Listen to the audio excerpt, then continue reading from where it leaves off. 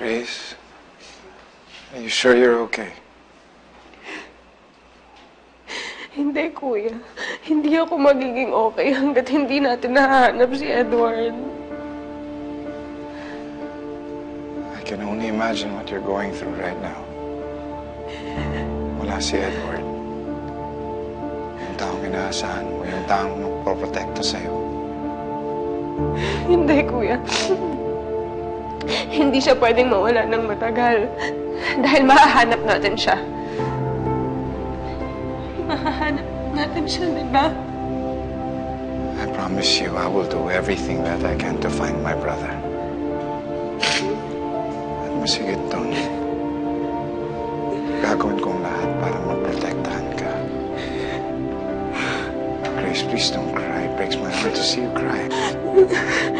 Kuya William, baka pwedeng iwanan mo muna ako.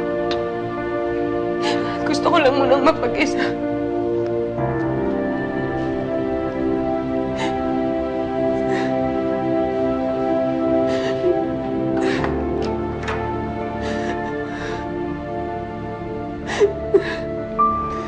No, hindi ka na mag-iisa, Grace. Dahil simula ngayon, nandito na ako palagi sa tabi mo. Kakailanganin mo na ako. Kuya William? Kuya William, nararamdaman kong nandyan ka pa. Please, iwan mo muna ako.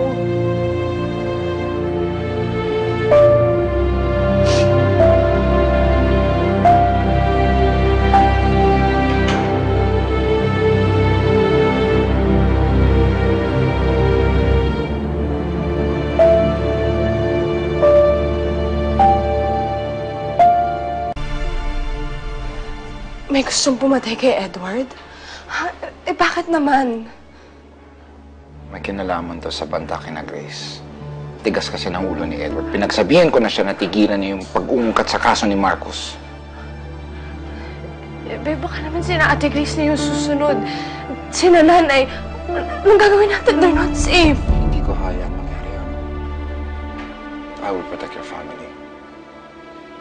Kung hindi magawa ni Edward, na protektahan ng sarili niya ang pamilya mo, ako gagawa.